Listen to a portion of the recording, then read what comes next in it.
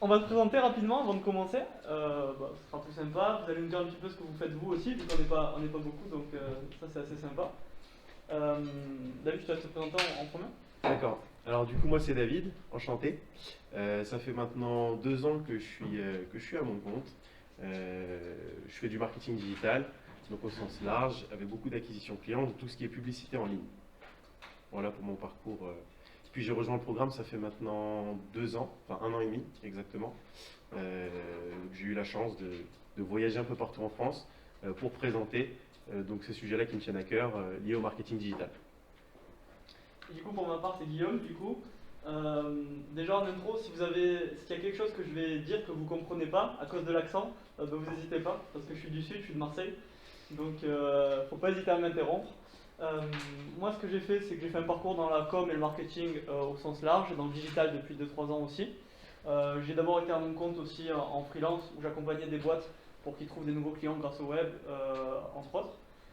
Je suis rentré dans le programme Google avec David il y a un peu plus d'1 an maintenant.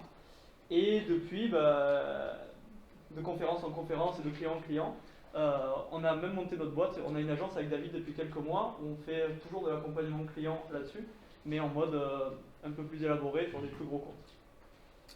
Donc l'idée de ce matin, avant qu'on vous demande vous ce que vous faites, et c'est très important que vous le gardiez en tête, c'est qu'on n'est pas à l'école. On ne va pas vous donner un cours où on va vous parler pendant 1 heure et demie et ça va être chiant pour vous. L'idée c'est que si vous avez des remarques, si vous avez des questions, des précisions, vous n'hésitez pas. Vous nous donnez votre avis, vous me dites que vous n'êtes pas d'accord, nous on adore ça, donc il n'y a aucun problème. Que ça soit le plus cool possible, on n'est pas là pour vous faire 1 heure et demie de leçon, pour vous donner des bons points et des mauvais. Parmi vous, est-ce qu'il y a des commerçants? Non? Si? Commerce en ligne? C'est comme une boutique de quoi? C'est de bijoux basés sur la lithothérapie. La lithothérapie, c'est quoi? C'est les vertus des pierres. Les Ok. vertus des pierres. Ok. Matériel électrique. Matériel électrique. Ok. E-commerce aussi? Ok. Les autres, c'est quoi du coup? Et c'est uniquement e-commerce? Non. Pas de... En physique aussi? D'accord. Physique aussi. Que e-commerce, ok. Ok. Le reste, on compte en compte peut-être? Chef d'entreprise. Conseil moi, en entreprise pour les industriels. Conseil pour les industriels. Ok. Enfin, transition écologique pour les industriels. Ok. Pierre? Les collectivités territoriales. Conseil aussi?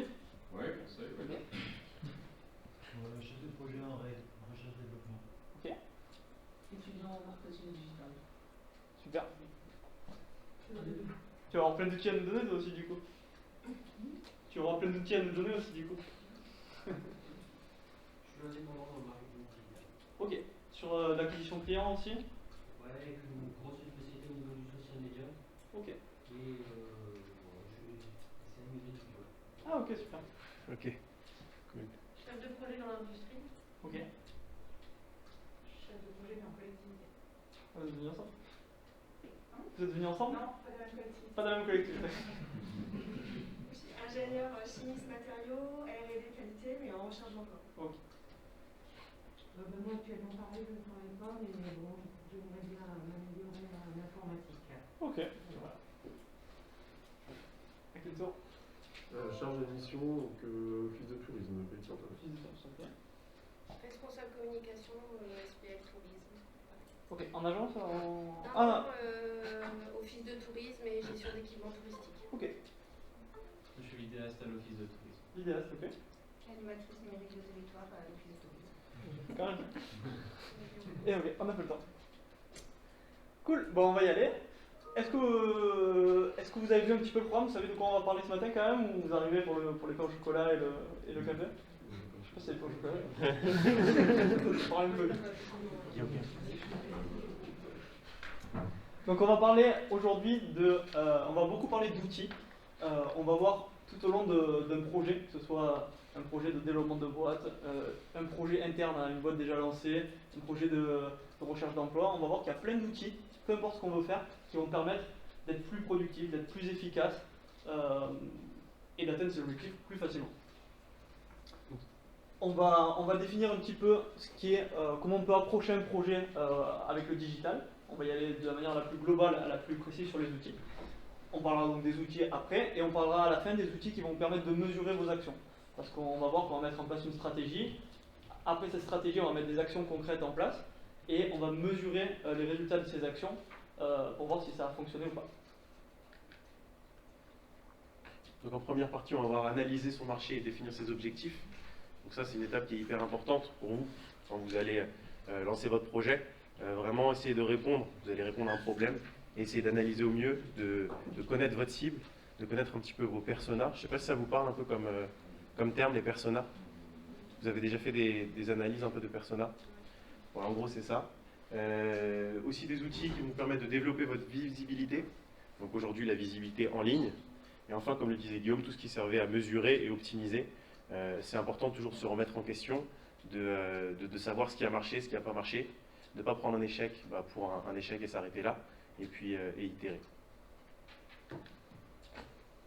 Petite question pour se mettre en jambe. À votre avis, quelle est la part de personnes connectées dans le monde? À main levée, on va faire, comme ça sera plus simple. À votre avis, dans le monde, est-ce qu'il y a 14% de personnes connectées? 39%. Un vote. 54%. Ok. Et 62%. Ok. C'est moi. C'est 54%. Donc on pense souvent que c'est plus, mais en fait il faut prendre en compte tous les pays encore qui ne sont pas tout à fait développés sur le réseau, etc.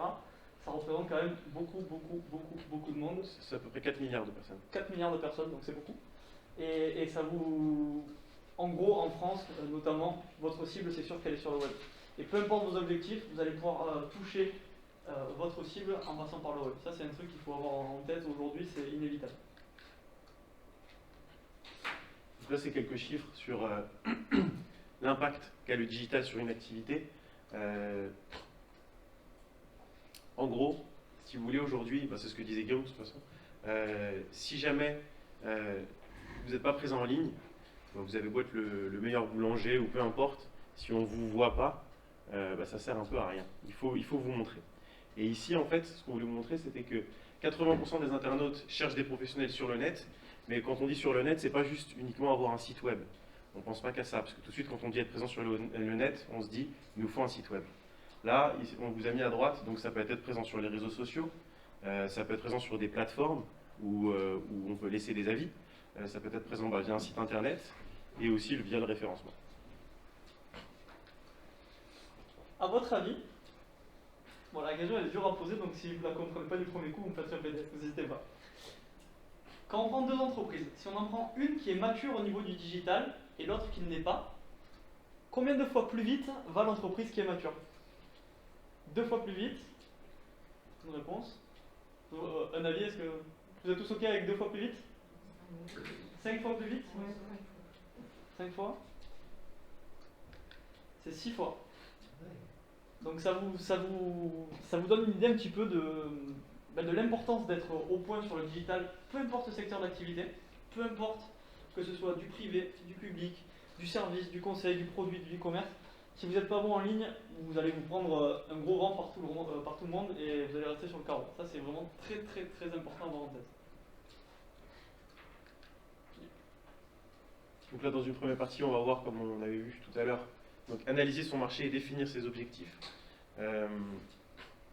Donc là, en gros, si jamais vous voulez vraiment tirer profit au maximum de ce que peut vous apporter le digital, il est important pour vous d'aller déterminer des bons outils que vous allez pouvoir utiliser, qui vont vous aider dans votre développement. Et donc à tous les niveaux, que ce soit au niveau de la collecte d'informations, au niveau aussi de la compréhension du comportement des clients, et enfin aussi pour tout ce qui est test and learn, donc mesurer, voir un peu ce qui a fonctionné, et puis après recalibrer derrière. Et ça, globalement, ce schéma que vient de décrire David, c'est la boucle qu'il va falloir répéter tout le temps, peu importe ce que vous entrepreniez sur le digital. Pourquoi? Ça va toujours partir d'une phase un peu de réflexion et de contexte, de réfléchir à où est-ce que j'en suis, qu'est-ce que je veux faire, et en fonction de ça, on va collecter des infos sur son marché, en gros sur sa cible, sur qui on veut toucher. Vous serez toujours là cet après-midi, tous? Parce que ça va être le sujet aussi de cet après-midi. Donc ça va suivre un petit peu cette logique-là. Ouais, vous verrez, on parlera de design thinking et ça fait exactement écho à ce premier point, donc retenez-le cet après-midi, carrément. La deuxième étape qu'il faudra toujours faire, c'est en fonction des infos du marché, voir à qui on s'adresse vraiment. C'est le point qu'a soulevé David, donc avec les personas, et on verra ça avec le design thinking. Et par rapport à son objectif et sa cible, on va mettre des actions en place, et ça, il faudra le recommencer tout le temps. Parce qu'une fois qu'on a mis une action en place, on va voir si elle a marché ou pas, et on va voir si on la continue, si on l'arrête ou si on la modifie. Si, alors attends, on va passer. Si par exemple de tête, est-ce que vous connaissez des outils qui peuvent vous permettre de collecter des informations sur votre cible, sur votre marché, des outils que vous pouvez utiliser, des outils numériques? Google Form. Genre, pardon? Google Form. Google Form, Bon, ok, ouais. carrément. Google Analytics. Google Analytics pour collecter des données, ok. Google Trends. Google Trends. Vous avez été vif, vous l'avez vu juste après. Non. Ah, j'ai passé un peu. T'avais passé? Ouais, j'ai passé, pardon. Alors, Quelqu'un d'autre? Google Trends, Google Form, oui. Google Analytics, non. On va dire pourquoi. En fait, oui et non. Parce que oui, ça peut nous servir pour nous pour collecter des informations, connaître des informations, enfin, savoir un petit peu qui vient sur notre site internet, entre autres. Mais ça, ce sera plutôt pour la partie calibrer, prioriser, mesurer, savoir un petit peu vraiment ce qui se passe derrière. Il y avait un outil là. Non, je parlais de business. Google My Business. Ouais. Alors, c'est un peu comme Google Analytics. Ça va Ouais, donner des c'est- infos sur vous-même, mais pas forcément sur le marché. Là, on est vraiment sur avant de se lancer. Connaître sa cible, connaître... Là, le Google Trends, du coup. Qui connaît déjà Google Trends à part monsieur, du coup? qui ne connaît pas? Faut lever la main plus haut. Ah, c'est plus impressionnant. Ok. Donc vous avez déjà jamais vu l'outil ok, on va faire une petite démonstration. On va vous le montrer. Je vais dire à quoi ça sert, en gros. Donc en gros, Google Trends, si vous voulez, c'est un outil qui va vous servir à connaître les tendances de recherche sur Google. Donc c'est, entre guillemets, vous allez pouvoir taper un mot ici dans cette barre-là de recherche. Donc le site c'est googletrends.com. Et vous allez connaître la saisonnalité. Par exemple, si on tape... le mieux c'est que On va taper. en même temps. Ouais, maillot de bain et... Voilà. Donc en gros, vous allez vraiment connaître au fil de l'année ou au fil, suivant les filtres que vous allez mettre. Attention à bien mettre France, parce que de base c'est États-Unis, du coup. Là, c'est vraiment fait toutes les tendances de recherche. Donc c'est entre 0 et 100. Ça ne veut pas dire le nombre de visiteurs, mais ça veut juste dire en gros la quantité de recherche via ce sujet-là. Donc là, on voit bien que par exemple en septembre, il y a très peu de personnes qui font des recherches liées aux maillots de bain. Donc si vous vendez des maillots de bain, c'est peut-être pas le bon moment pour lancer par exemple de la publicité en ligne ou ce genre de choses. Par contre, on voit qu'à partir du 10 mai à peu près, ça commence à monter avec un pic en plein milieu de l'été. Et donc là, c'est à ce moment-là que vraiment le terme de recherche maillot de bain est le plus recherché sur Google. On peut l'utiliser aussi de différentes manières pour comparer. Donc là, c'est un exemple. Voilà, on voit très clairement entre ski et maillot de bain. En fait, c'est un indice de volume, donc forcément, ski, s'il est beaucoup plus recherché que maillot de bain, la courbe est plus haute, mais en tout cas, c'est les tendances qu'il faut regarder avec, au niveau de la saisonnalité. Après, pareil, on peut aussi comparer via sur le territoire. Par exemple, si on met, c'était pain au chocolat, je crois. Ouais.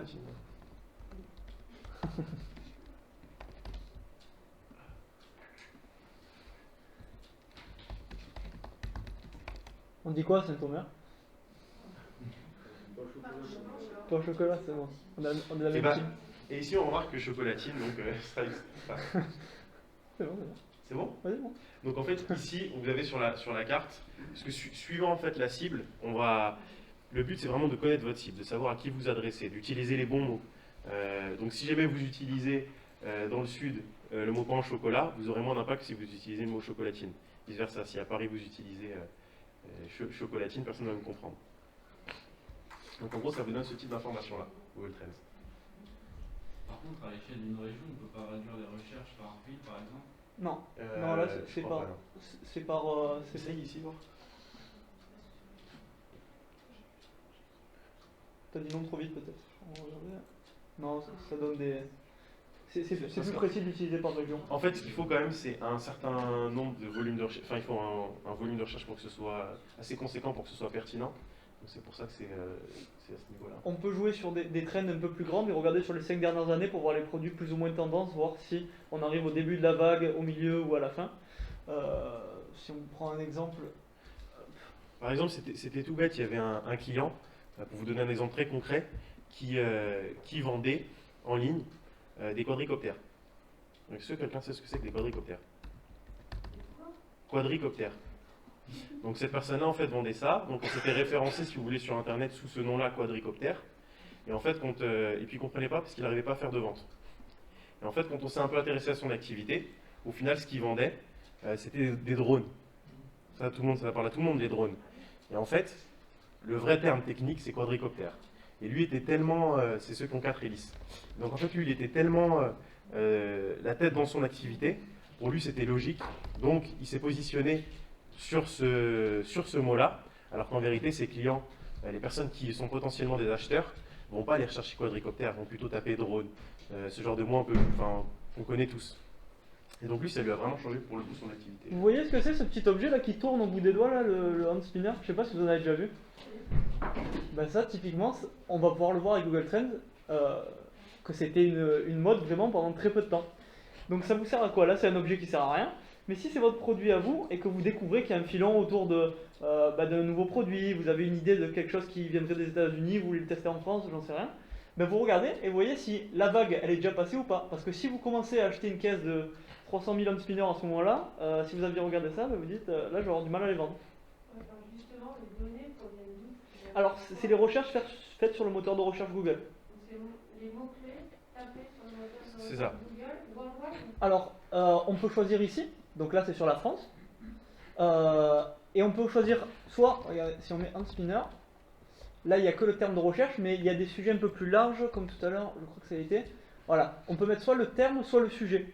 Donc quand c'est un peu plus large, il va englober dans ski, tout ce qui est matériel de ski, tout ce qui est... donc voilà. Donc ça permet d'avoir des idées soit sur des sujets, soit sur des mots-clés très précis. Ça peut être sur votre nom de marque, ou celui d'un concurrent, ou celui d'un nouveau process. Et donc ça vous aide à avoir des infos très rapides sur le marché. Parce que ça vous donne concrètement ce que font les gens, en fait. Pareil aussi sur votre activité.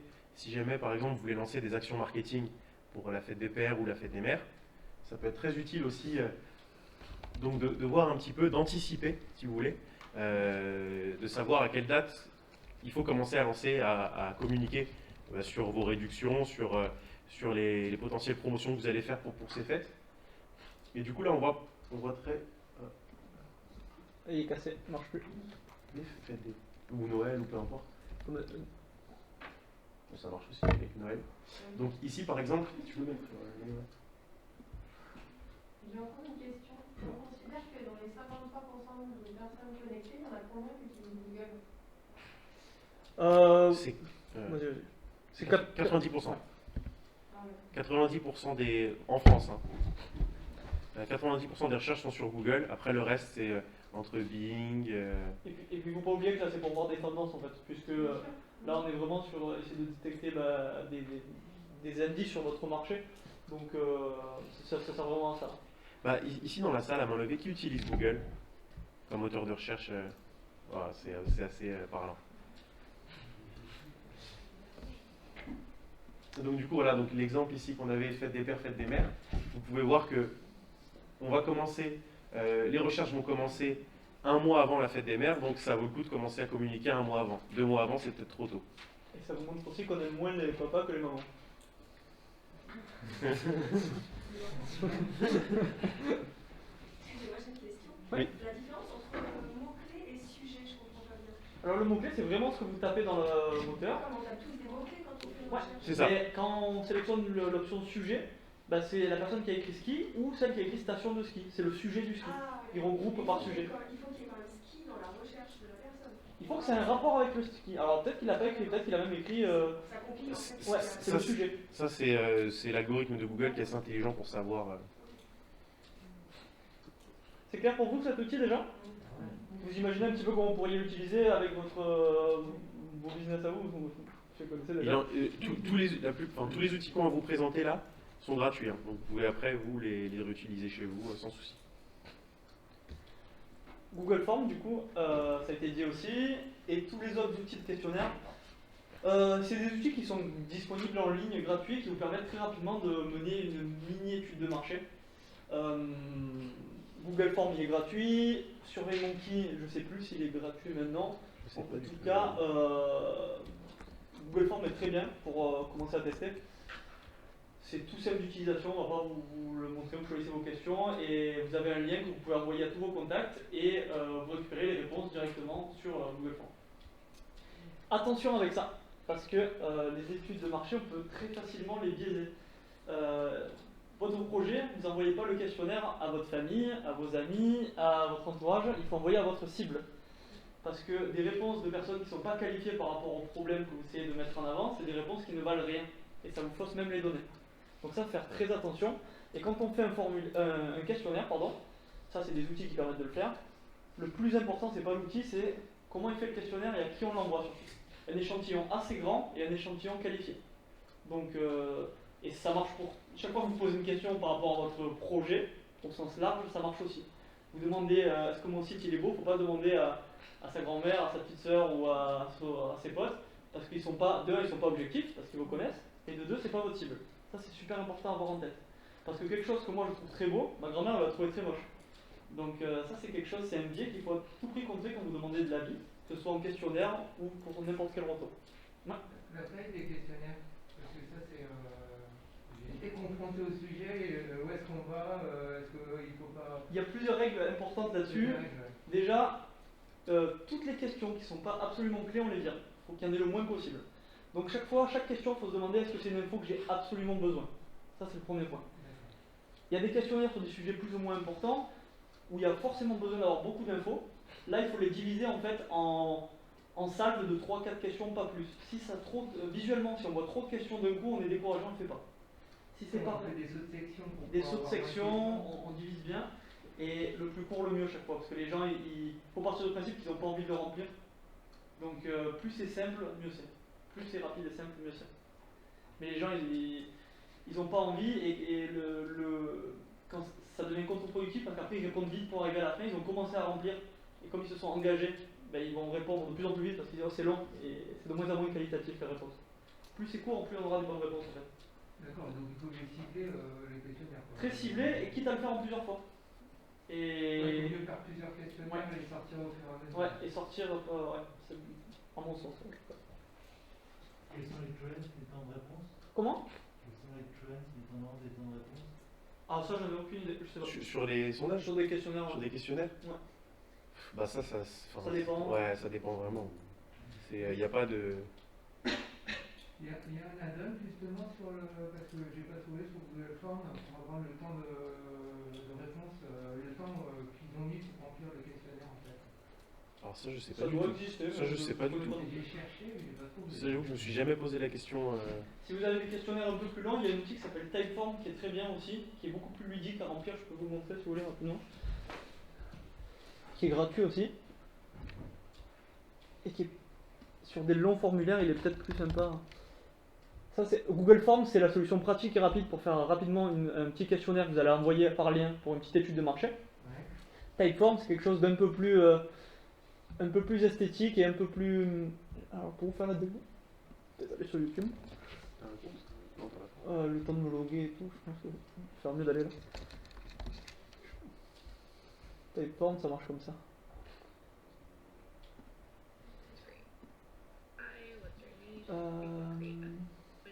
À la fin, ça donne...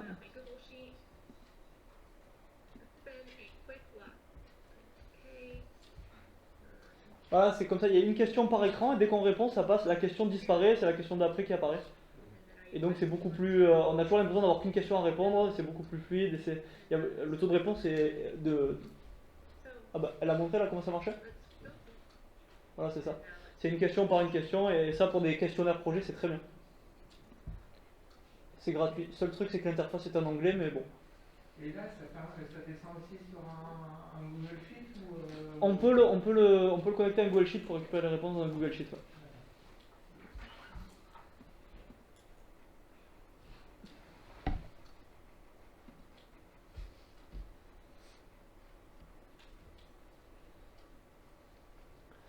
Donc, à retenir, Google Form, les autres aussi, mais Google Form, on est sûr que c'est gratuit. Les autres, ça change assez souvent.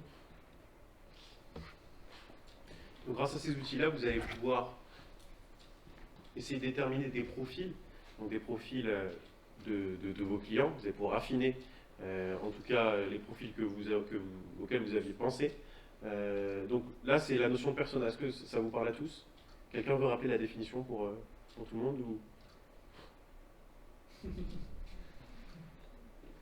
Donc en gros, les personas, c'est vraiment des personnages fictifs qui pourraient en fait acheter chez vous. Donc c'est vraiment se mettre à leur place, mais au niveau donc, de leurs envies, de leurs besoins, de leurs attentes, de leurs peurs, ce qui les anime, qu'est-ce qu'ils font. Donc en fait, un persona, plus il va être précis, mieux ça va être pour vous. Donc là, on a donné quelques petits exemples, mais on aurait pu aller beaucoup plus loin, même dans le caractère psychologique de la personne. Plus vous allez loin, et plus vous aurez d'informations sur votre cible. Et ça, c'est un outil, je vais vous montrer une grille après, comme ça vous pourrez la prendre en photo si vous voulez. Ça, c'est quelque chose qui marche pour tout. Que vous soyez vidéaste, que vous fassiez du conseil en industrie, que vous vendiez des pierres, des bijoux à base de pierres, peu importe. En fait, de comprendre à qui vous vendez et de comprendre pas juste c'est un CSP+, qui a tel âge et qui habite à tel endroit. Si vous le comprenez vraiment en profondeur, ça va permettre de gagner du temps et d'économiser de l'argent.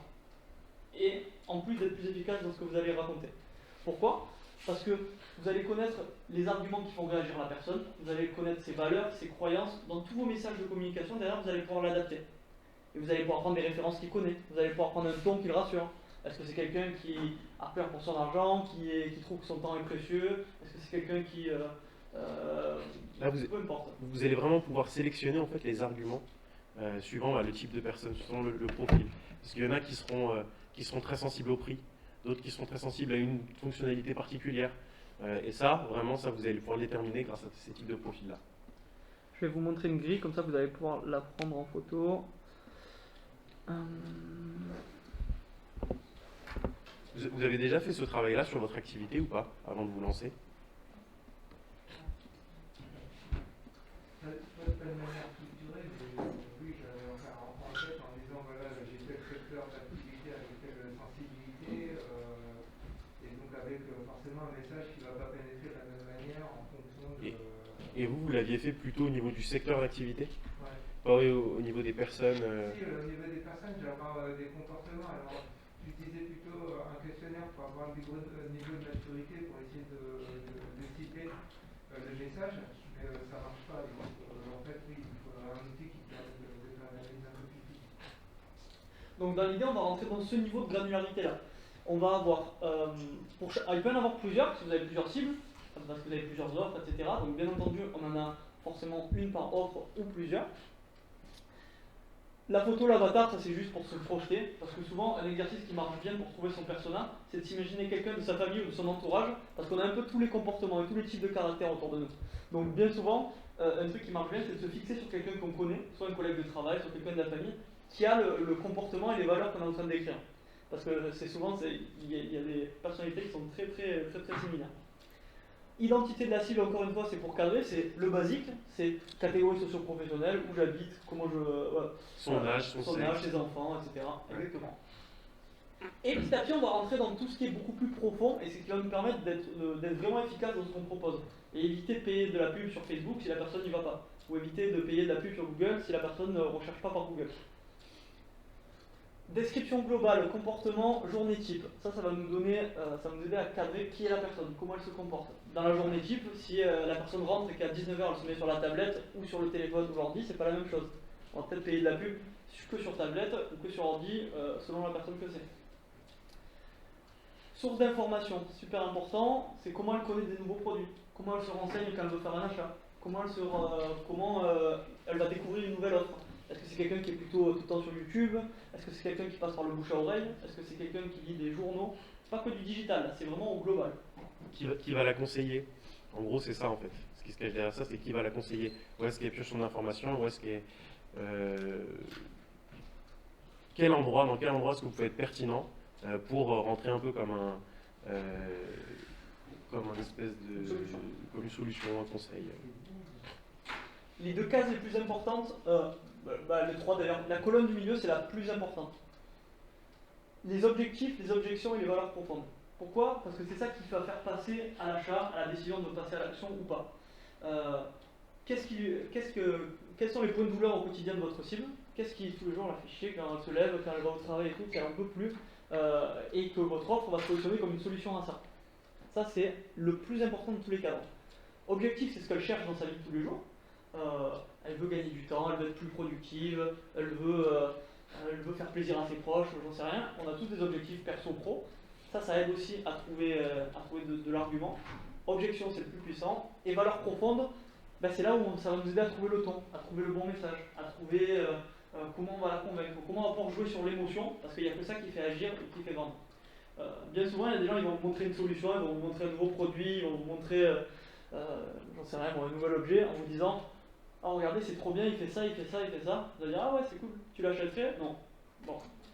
Par contre, si la personne vient et dit « Ah, ça m'a changé la vie, regarde, ça, je fais ça, je suis plus heureux, je machin. » Là, ça nous intéresse, mais qu'est-ce que c'est? Et là, il commence à dire une fonctionnalité, et là, ça a plus de chances de le vendre. Ben, pour votre solution, c'est la même chose. Il va falloir toucher à l'émotionnel. Peu importe ce que vous vendiez, du conseil, de la vidéo, peu importe, il va falloir passer par l'émotion. Et l'émotion, on la trouve sur les 4 niveaux. Ça, c'est obligatoire. Et le reste, pareil, ça aide à trouver des façons de communiquer, des références, arguments de l'offre qui pourraient capter l'attention. Donc voilà. Et on va revenir. Est-ce que c'est clair pour vous cette notion-là de persona? Est-ce qu'il y a des questions sur lesquelles vous voulez qu'on revienne sur le... Cette chose-là, on peut le trouver grâce à des outils ou bien c'est à nous de faire notre offre? Ça, c'est à vous. Ça, c'est à vous. Après, il existe des agences qui vous accompagnent là-dedans. Mais sinon, c'est à vous de le faire, c'est à vous de vous poser. Il faut vraiment...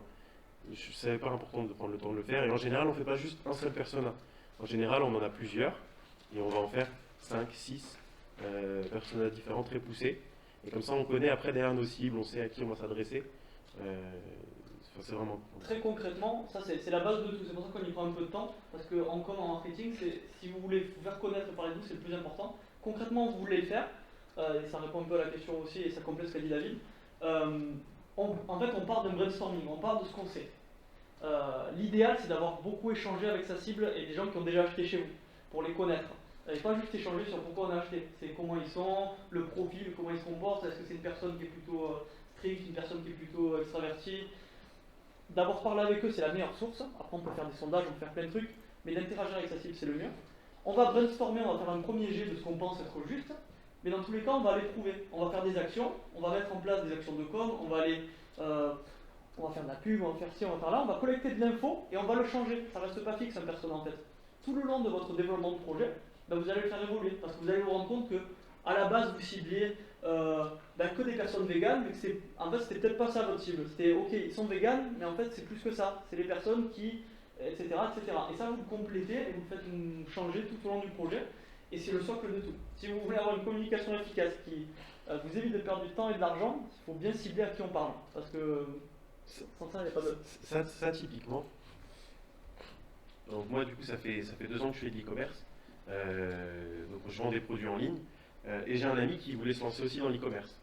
Et lui, c'est quelqu'un qui est fan de montres. Donc vraiment, pour le coup, il est hyper calé en montres, il connaît absolument tout. Il s'était dit, bah, je vais faire comme toi, je vais lancer une boutique sur les montres. Donc il voulait lancer des montres, mais c'était des montres plutôt low cost. Donc c'était des montres qu'on trouve sur des sites plutôt bas de gamme. Et il s'était dit, bah, je vais essayer de vendre ça déjà, et puis après, petit à petit, je vais monter en gamme jusqu'à essayer de vendre des Rolex.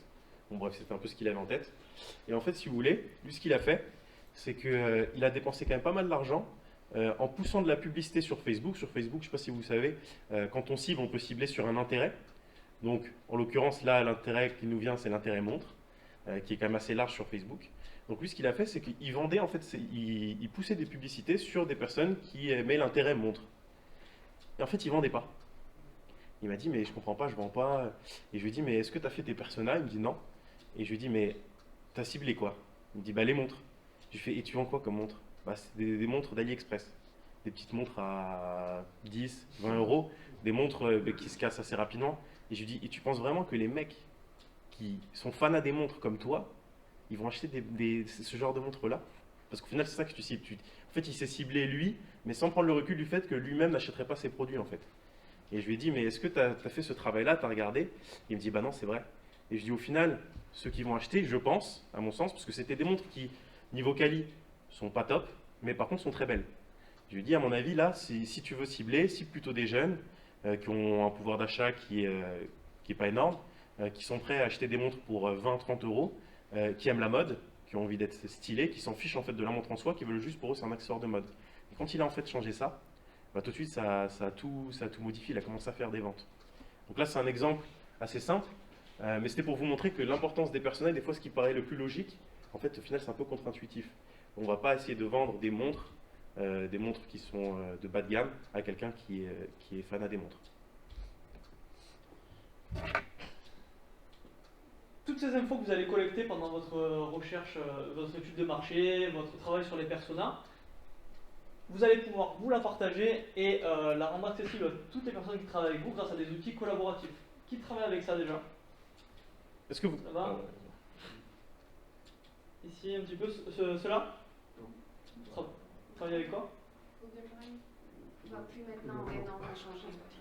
Ok. Avant, vous utilisez en tout cas une solution cloud pour partager les documents. Voilà, Vous utilisez la suite Google au fond, si on avait la main? C'est sur la suite Google que vous travaillez sur des outils comme ça? Google, Microsoft. Sur quoi, pardon? Google et Microsoft. Microsoft aussi, ouais.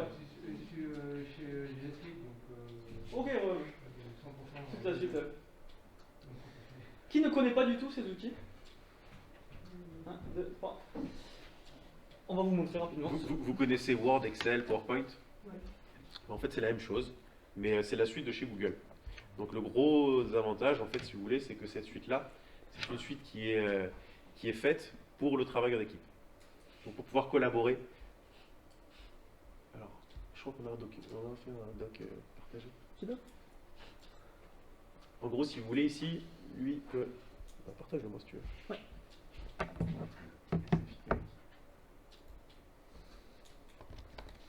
En gros, si vous voulez, vous pouvez créer donc ce fichier-là. Vous allez pouvoir le partager avec les membres de votre équipe et on va pouvoir le co-construire, c'est-à-dire écrire ensemble, en même temps, sur ce document, depuis l'ordinateur, depuis la tablette, depuis le téléphone. Donc là, pour le coup... Je te l'ai partagé par mail. Et donc vous allez pouvoir à la fois interagir sur le même document, mais aussi et surtout avoir un document où tout le monde a accès à l'info. Et vous n'allez pas vous envoyer le Word, vous n'allez pas vous envoyer le PDF, vous avez un lien que chacun a et tout le monde peut interagir. Voilà. Là on vous montre sur le Google Doc, mais on va vous remettre les icônes. Tout ce qui est Excel, PowerPoint, tout ça, ben, il y a des équivalents en fait. Avec Google Slide, Google Sheet, j'en oublie, je crois. Bon, c'est les principaux qu'on utilise. Ouais. Après, c'est vrai que maintenant, je crois que la suite Microsoft aussi commence à s'ouvrir à ce niveau-là. Mais ça reste en tout cas des outils ici en 100% gratuits. C'est la suite la plus utilisée, je pense, il me semble. Peut-être que c'est Si je dis pas de gratuit, ouais. bêtises. C'est un gros point. Voilà, donc on voulait vous parler de ça. Puis après, Google Drive, donc c'est un drive partagé. Donc il existe plusieurs solutions Drive. Et là, le gros avantage, pareil, c'est de partager des documents, de pouvoir d'éviter d'avoir les V1, V2, V3, V4 qu'on a tous connus. Et d'avoir des documents collaboratifs comme ça aide quand on construit un persona, quand on construit une étude de marché, ça aide vachement en fait, parce qu'il n'y a pas une personne qui s'y colle, après on donne le document, l'autre rajoute ses infos, etc. Ça c'est bien parce que ça peut être dynamique. On peut dire à la première personne commence à étudier le persona sur la partie comportement, la deuxième va réfléchir à ses valeurs, et tout le monde peut avancer en même temps et ça fait gagner beaucoup de temps. Alors là, on est parti tout de suite sur la suite sur la suite Google. Mais est-ce que vous connaissez d'autres outils qui permettent de collaborer, de travailler en équipe? Même des outils plus simples. Hein. Il y a Trello, il y a Trello, ouais. Tout le monde connaît Trello? On va en parler tout à l'heure. Jira aussi. Jira, ouais, gestion de projet. Teams, ouais. Quelqu'un utilise les mails, peut-être? Oui. On envoie tous des mails, c'est pour voir. Les internet? Non, oui. Donc effectivement Trello. Google Calendar, on l'a dit parce que c'est un calendrier comme Google Doc, comme Google Slide, comme Google Sheet, collaboratif en fait. Vous pouvez avoir tous le même calendrier et avec une couleur différente, chacun vous mettez vos tâches et ça vous permet sur des équipes réduites de collaborer beaucoup plus efficacement. Trello, on peut vous faire une petite démo rapide. Il y a combien de personnes qui ne connaissent pas? 1, 2, on va faire la mini démo rapidement. Hop.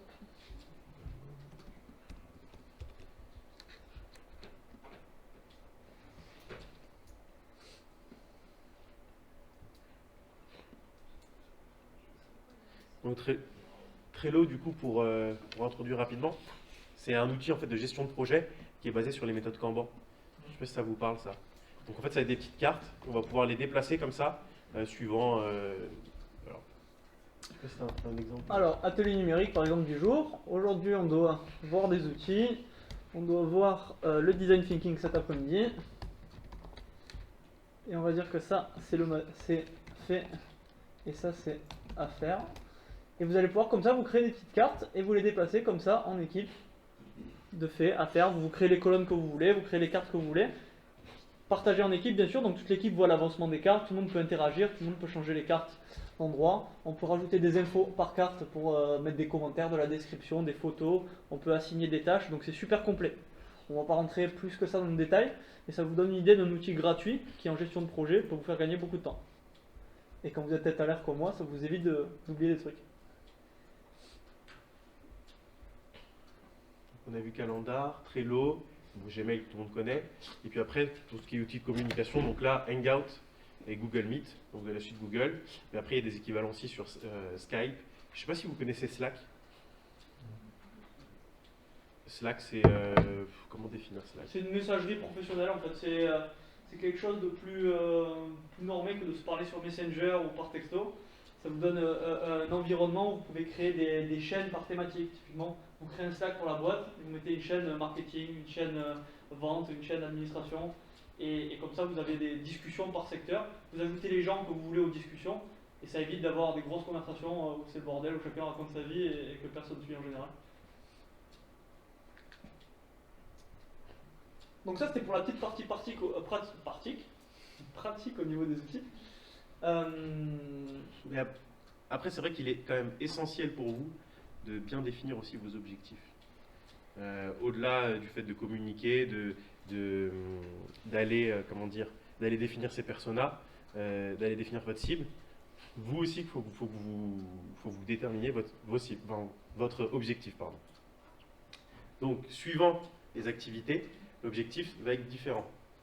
Si par exemple, on est une école, notre objectif, ça va être d'avoir des inscriptions. Si on est un site e-commerce, notre objectif, c'est de générer des ventes. Ça peut être choper des mails. Ouais. Ça peut vous paraître évident, mais combien de personnes on a vu qui ont fait un site internet et on leur a dit ça à quoi votre site? Ah il faut un site, il faut une plaquette en ligne, il faut machin. Mais ça sert à rien ça. Aujourd'hui dans le digital, on parle vraiment du digital là pour le coup. Si vous ne savez pas exactement pourquoi vous faites les choses, vous perdez votre temps. Si vous avez un site pour avoir un site, c'est super, vous avez perdu un petit billet et il ne vous sert à rien le site. Un site, une page, une campagne emailing, une campagne Facebook, peu importe ce que vous allez faire, il faut que vous ayez l'objectif établi avant. Ça c'est règle d'or. Un site ça peut être quoi? Ça peut être faire de la notoriété, là c'est établi, vous faites un site.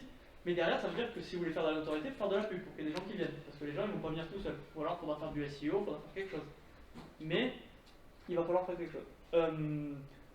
Vous faites de l'emailing, ça sert à quoi aussi? C'est pas juste, je fais une newsletter. Ok, je vais créer une newsletter. Ouais, mais pour y raconter quoi? Est-ce que c'est pour fidéliser les gens? Et du coup, alors, vous allez mettre des codes promo, vous allez faire des trucs pour les faire revenir. Est-ce que c'est juste pour donner vos actus? Et là, du coup, ça sert à rien.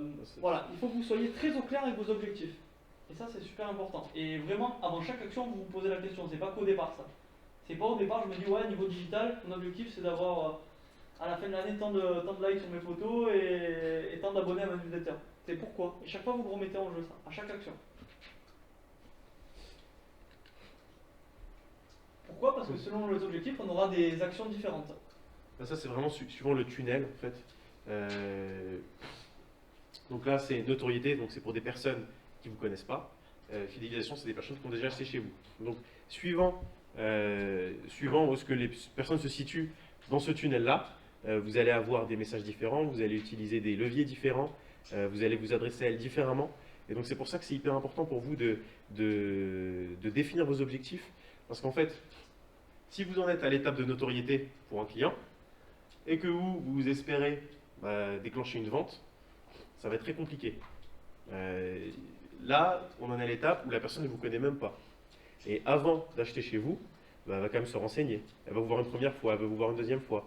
Elle va comparer. Elle va savoir si votre solution est meilleure que celle des concurrents. Et donc, c'est tout ce travail-là, en fait. Là, c'est vraiment asseoir votre notoriété, vous montrer un maximum. Et puis après, voilà, on descend comme ça, petit à petit. Donc là, la phase de découverte et considération, c'est on vous connaît déjà. on a envie d'en savoir un peu plus, et on commence déjà à vous comparer, vraiment, à la concurrence. L'action, bah là, c'est vraiment, on commence à avoir déjà une bonne idée de ce qui se passe, et là, on est prêt à passer à l'action. Donc on va sur le site, et puis on achète. Et enfin, fidélisation. Donc là, c'est tout le travail, bah, que vous connaissez, ou de faire racheter le client. Et cette étape-là, ça marche pour tout. On parlait des projets de recherche d'emploi aussi, ça marche aussi à ce niveau-là. Ça, c'est une démarche qu'il faut avoir tout le temps. Comment ça peut se passer? Notoriété et visibilité. Vous êtes en recherche d'emploi. Comment vous assurez votre notoriété et votre visibilité? C'est en créant un profil LinkedIn, par exemple. Comment on va vous assurer la découverte et la considération? Vous avez créé votre profil, c'est super, mais vous le mettez à jour, vous le tenez à jour, et vous créez des publications. Vous allez mettre des posts pour vous faire remarquer. Parce que il faut que les recruteurs vous remarquent. Action, vous allez postuler, ça c'est ce en général, on pense qu'à cette action, et que ce soit dans une recherche d'emploi ou dans une entreprise. On se dit, on veut vendre. Ok, mais si on ne te connaît pas, si on ne sait pas ce que tu proposes, c'est plus compliqué de vendre. Et ça, c'est le problème de beaucoup de projets, c'est qu'on pense qu'à l'action, alors qu'il y a plein d'étapes en fait, et dans tout. Et pour finir le petit exemple avec la recherche d'emploi, la fidélisation, c'est tout simplement relancer les demandes, mais ça c'est assez logique, ça coule de sens. C'est plutôt le début du tunnel qui est moins visible, mais pour tous les projets, tous les projets, il y a différents stades qu'il faut décomposer, et il faut réfléchir, ok, où est-ce que ça bloque? Est-ce que je suis bien sur la première étape? Ok, si je suis bien, ben, je réfléchis à la deuxième, etc. Mais ça marche toujours comme un tunnel comme ça. En fait, les deux premiers, souvent, on les zappe, parce que c'est les deux premières étapes qui nous rapportent, entre guillemets, pas d'argent. Et du coup, on veut se focaliser sur l'action.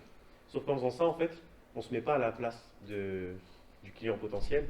Et en fait, on essaye directement d'imposer un peu notre truc, et ça a beaucoup moins d'impact, et c'est beaucoup plus compliqué que d'abord passer par ces deux étapes-là. Parce que nous-mêmes, quand on achète, c'est un petit peu ce qu'on fait naturellement. On va les comparer, on va regarder, ça va nous prendre du temps. En moyenne, on dit qu'il faut 7 points de contact avant de déclencher un achat. Après, bien sûr, on peut acheter directement, l'achat impulsif, ça existe. Mais en tout cas, sur le net, c'est un peu plus compliqué. Surtout qu'il ne faut pas oublier aussi que sur Internet, on est en concurrence avec le monde entier. Et donc, c'est là où ça commence à se corser un petit peu. Et plus le produit, plus l'offre, plus la prestation est complexe, que ce soit du conseil, que ce soit des produits un peu innovants, que ce soit qu'importe ce que vous vendez, plus il va falloir vous faire voir et vous faire connaître en fait. C'est pas si simple d'arriver de dire regardez, moi je vends ça, prenez. Il va falloir mériter sa place. Et c'est là qu'on va parler de visibilité. On va vous donner les actions de base à mettre en place en fait pour avoir quelque chose de solide. C'est le socle de base. On ne va pas rentrer dans le détail des stratégies de publicité payante. Là, on va vraiment s'assurer de tout ce qui est gratuit, ce qui est faisable rapidement pour avoir très vite de la visibilité en ligne. Donc la première déjà, c'est définir votre ligne éditoriale. Donc c'est vraiment vous montrer qui vous êtes, vous. Les gens, quand ils achètent un produit, mais ils achètent aussi quand même la marque qui est autour. Donc c'est l'histoire que vous racontez. C'est vraiment, comment dire, ça va vraiment être tout. En fait, ça va être vos valeurs, ce que votre marque va laisser paraître, ce que vous allez transpirer en fait. Et c'est ça que les gens recherchent. Ils ne veulent pas juste acheter un téléphone, il y en a qui veulent acheter un iPhone. Voilà. Donc il y a cette grosse différence-là. Et là, ça c'est un gros travail qui avait été fait. Et ça, il faut vraiment l'avoir en tête. Essayez de montrer à fond qui vous êtes, de jouer là-dessus. Il y a beaucoup de monde sur le web, et pour se différencier, il faut vous montrer votre personnalité au travers de votre activité. Et c'est ça qui fera vraiment la différence pour le coup. C'est super important ce que dit David là, parce que tous les produits, on est tous amoureux de son produit, on est tous amoureux de ce qu'on fait, on est tous uniques, on a tous des trucs, il n'y a que moi qui le fais, les autres qui le font pas. Mais c'est pas vrai. Au final, toutes les offres, à 2 curseurs près, pour les gens c'est pareil. Et ce que vous vendez, il y a forcément quelqu'un d'autre qui le vend. Allez, c'est très rare qu'on soit le seul à vendre ce qu'on vend. Le seul truc qui est unique, c'est vous, c'est votre personnalité, votre façon d'écrire, votre façon de parler, votre façon d'aborder les gens. Et tout ça, c'est des valeurs, c'est très propre à chacun. Et en fait, de jouer là-dessus, déjà vous gagnez en authenticité et vous avez quelque chose de vraiment différenciant pour le coup. Et vous allez trouver des gens pour qui ça va résonner, qui vont être votre cible et qui vont acheter chez vous. Donc si votre offre elle est impeccable, votre service client elle est impeccable et que tout est impeccable, c'est ce qui va faire la différence après. Avec votre marketing, avec votre com, mais ça c'est l'élément le plus puissant. Et c'est surtout que ça va résonner dans tout ce qu'on va parler après, dans votre façon de communiquer, dans vos messages, dans ce que vous allez poster, dans comment vous allez vous faire connaître, ça va résonner tout le temps en fait. Même par exemple, c'est tout bête, mais sur un site internet, la manière dont vous allez rédiger les pages de votre site, ça va être différemment dans votre charte graphique, dans vos couleurs, dans tout en fait. Et c'est comme ça qu'on fait pour pas se noyer dans la masse. L'objectif, nous, ce qu'on se dit toujours, c'est que quand on tente quelque chose, lorsqu'on lance un produit ou quand on fait une publicité, on regarde avant la publicité et on se met à la place de quelqu'un et puis on se dit, est-ce que la personne en lisant ça, est-ce qu'elle va se dire, oh putain encore un. Et c'est un peu vulgaire comment je le dis et c'est fait exprès. On est tous bombardés par la publicité, on voit toujours plein de choses et puis souvent on se dit, oh encore un. Et en fait, si on rentre dans cette case-là, et bah, on sait que automatiquement on va zapper, notre client va pas regarder. Et nous, c'est vraiment une question qu'on se pose. On essaye de se mettre à la place de ça et puis on se dit, ouais, là on a encore un. Donc il faut qu'on aille un peu plus loin, il faut qu'on essaye de changer un autre truc, quelque chose qui n'est jamais vu. Et quand on est d'accord tous les deux, qu'on regarde et qu'on se dit, là ok, là on se dit, ok, là c'est David et Guillaume, et ben là c'est bon, on lance. Je sais pas si vous voyez un peu où je veux en venir. C'est parce que souvent, quand vous allez poster sur LinkedIn, quand vous allez poster sur les réseaux, vous allez tout le temps. Le premier réflexe, c'est d'être corpo, c'est de dire, oh bah j'écris bien, je fais des belles tournures, je vais pas. Sauf que si vous, dans votre vie, vous parlez pas comme ça, bah, c'est faux et ça va être un message fade, lisse, comme il y en a des centaines, et votre post il va passer aux oubliettes. Si vous avez l'habitude de dire putain, si vous avez l'habitude de.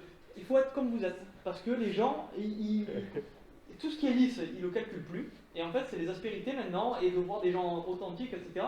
C'est cliché de dire rechercher l'authenticité, mais c'est ce qui marche en fait. Et parce qu'encore on touche à l'émotion, parce qu'encore on touche à des choses qui sont beaucoup plus profondes et qui n'est pas de la com en fait.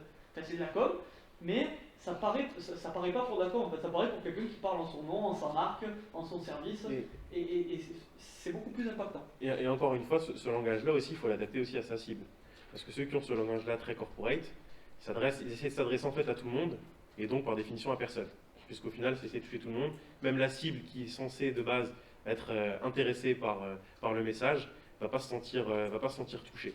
Donc ça, c'est pour ça que tout ce qui est de personnage jusque-là, c'est hyper important parce que vous allez pouvoir adapter votre façon de parler aussi, en vous montrant en vraiment vous laissant vous exprimer au maximum, mais toujours en gardant en tête que vous adressez à cette personne-là. Et si je ne plais pas à la personne de gauche, c'est pas grave parce que de toute façon, c'est pas ma cible. Donc je fais abstraction. Et par contre, ne tombez pas dans l'effet inverse de dire oh, je vais me forcer à être cool, je vais me forcer à mettre des smileys et tout. Si votre cible a envie de voir du corporate, si votre cible a envie de voir du sérieux et du carré, il faut lui donner ça. Faut pas tomber non plus dans le ah ben je vais montrer que je suis super naturel parce que la base de tout, comme l'a rappelé David, c'est le persona. Donc imprimez votre patte, mais pensez toujours à qui vous parlez. Ils vont pas faire n'importe quoi non plus. Parce que c'est eux qui passent à l'action après. Je vais passer à ça. Les réseaux sociaux, donc ça c'est le premier point de visibilité, on a commencé à en parler, LinkedIn, Facebook, Instagram, Twitter, TikTok, Snapchat, il y en a plein. Votre cible elle est forcément, pour 95% des gens, ils sont plus ou moins rapprochés d'un réseau social. Il faut comprendre le principal, et quand on n'a rien, il faut aller à 100% dans le réseau social principal de votre cible. Parce que faire des actions à droite, à gauche, sur Snapchat, Instagram, Facebook, vous diluez la puissance du truc et vous ne maîtrisez pas le game du réseau social et ça ne marche pas. LinkedIn, pour que ça marche, il faut y passer du temps. Il faut comprendre comment ça fonctionne. Il faut comprendre le type de message qui fonctionne, ce que les gens attendent. Et ça, c'est à force de publier seulement sur LinkedIn pendant un moment qu'on comprend comment ça marche et qu'on commence à être bon. Pareil pour Facebook, pareil pour Instagram, pareil pour Snapchat. Et donc, dans l'idée, réfléchissez à votre cible avec les personas, sur quel réseau social elle est vraiment très présente, et vous commencez par attaquer par là. C'est gratuit, ça coûte rien, et ça vous permet déjà de tester votre audience, tester des messages, et de voir un peu la résonance de ce que vous proposez. Et il y a aussi celui sur lequel vous êtes à l'aise. Souvent, il y en a qui nous disent, bah voilà, moi je sais que mon persona, il est jeune, il est présent sur Snapchat, sur TikTok, sur Facebook, sur Instagram, et du coup, il faut que je sois présent sur tous. Donc du coup, il les fait tous. Mais tous à 10%, et du coup en fait il a 100 abonnés sur chacun, et en fait ça sert à rien. Il vaut mieux être très puissant sur un, comme le disait Guillaume tout à l'heure, et tout miser là-dessus, surtout que ça prend vraiment beaucoup de temps.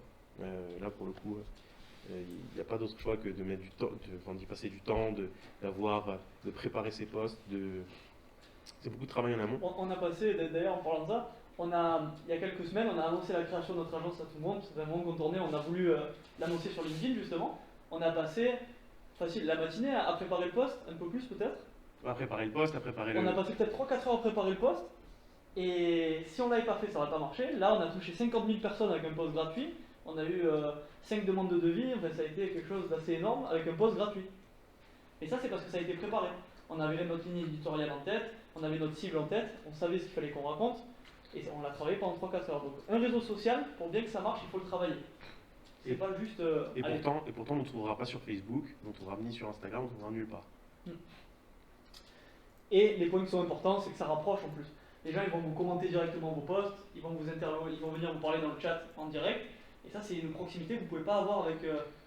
C'est pas si facile de l'avoir avec un site internet, avec quelque chose d'un peu plus élaboré. Réseau social, vous créez votre compte, vous mettez un message, directement vous engagez la conversation. Et ça, c'est super important. Le site internet, c'est l'étape d'après. Donc ça pareil, qui ici a son site internet? Du coup, vous utilisez quoi comme solution? PrestaShop? Shopify? Google Site. Comment? Je l'ai fait sur Google Site. Sur Google Site, ok, ouais. Ah, c'est bien. Non. Google Site, c'est très bien pour dépanner en carte de visite temporaire. Mais dès que vous pouvez, le conseil qu'on vous donne, c'est qu'il faut passer à un vrai site parce que c'est pas bien optimisé pour le référencement. C'est très très rigide. Il y a des solutions qui sont quasi gratuites qui font mieux. Comme Wix. Comme Wix par exemple. Ouais, comme Wix. Donc en gros ici, là, ce qu'on voulait vous montrer, c'était que, pareil, si on repart au niveau des outils, suivant votre type d'activité, suivant votre objectif, vous allez avoir des outils qui sont plus ou moins adaptés. Pour l'e-commerce, nous on travaille beaucoup avec Shopify, et Shopify, ça vous permet de lancer une boutique en ligne très rapidement sans savoir coder, sans avoir à faire une ligne de code. Si par exemple votre objectif c'est d'avoir un site vitrine, pour le coup Shopify qui est fait pour l'e-commerce, ça ne va pas être utile pour vous. Autant partir sur un Wix ou sur un WordPress. Là c'est vraiment vous aussi en fonction de ce que vous voulez faire, vous allez avoir un outil qui sera adapté. Ça c'est... Je rebondis sur la dernière phrase de David qui est la plus importante, c'est selon votre activité. On n'a pas forcément le temps ni les moyens de partir sur un site internet trop élaboré. Donc, globalement, il faut en avoir un, parce que le réflexe des gens, c'est d'aller sur Google et de vous taper. Donc, au moins pour votre branding, votre nom de marque, c'est bien d'avoir son site. Après, ça peut être très vite fait. Ça peut être délégué à quelqu'un. Les premiers freelances qui vont vous faire un site vitrine, ça peut être aux alentours de 1000 €, si vous voulez quelque chose de carré, de solide. Si vous voulez le faire vous allez devoir y passer un peu de temps. Vous allez devoir faire bidouiller, mettre les mains dedans. Peut-être vous prendre un week-end, 2 week-ends, 3 week-ends. Mais vous allez avoir quelque chose qui tient la route en gros, mais c'est quelque chose à avoir quasiment pour tout le monde parce que c'est le premier réflexe des gens d'aller taper sur Google. Même maintenant les gens commencent à taper le nom et le prénom des personnes avant d'aller sur LinkedIn, un peu pour regarder s'il y a des dossiers sur la personne, mais aussi parce que on voit qu'avec les résultats de Google maintenant c'est pertinent, ils sortent les sites, ils sortent les LinkedIn, et voilà, donc c'est important pour vous. Et avoir un site internet, du coup, c'est bien, mais si personne ne peut le voir, ça sert à rien. Et en fait, le SEO, si vous voulez, c'est un peu ça. C'est comment est-ce que votre site va être référencé sur le web. Donc, c'est vraiment pour ça que Guillaume déconseille les sites de Google. Ce qui est quand même assez drôle, quand même. Mais bref. Donc voilà, est-ce que tout le monde connaît le SEO? Vous voulez qu'on revienne dessus ou pas? Oui? Ouais? Donc le SEO, si vous voulez, c'est le référencement naturel. Donc c'est-à-dire, comment est-ce que vous allez être présent sur un moteur de recherche. Donc quand je tape le nom par exemple de votre activité, où est-ce que vous allez être référencé? Donc si vous êtes à la première page, c'est bien. Si vous commencez à être à la deuxième, troisième, quatrième page, là ça devient plus compliqué. Qui ici dans la salle, quand on tape une recherche sur Google, va au-delà de la première page? J'ai tapé sur le petit 2 en bas ou 3. Personne? Ce qui se passait en page 2, c'est pas... Rarement. Voilà, donc en gros c'est ça en fait le combat, c'est d'être référencé sur la première page. Sinon personne ne verra votre site et personne n'ira. Mais aussi de se positionner sur les bons mots-clés.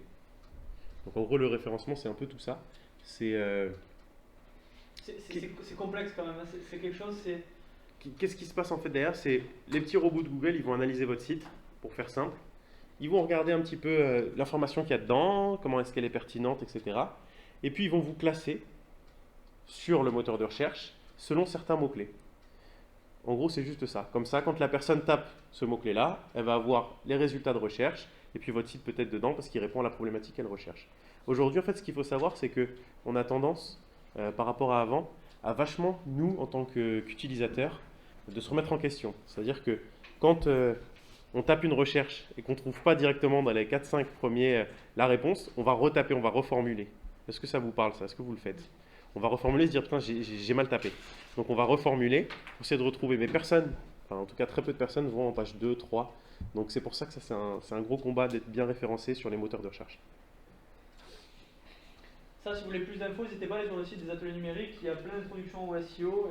Il me semble, je dis pas de bêtises. Ouais, il y a Mais, référencement naturel. Vous allez sur le site des ateliers numériques et il y a toute une leçon parce que le SEO c'est plus de 200 points à optimiser. Donc c'est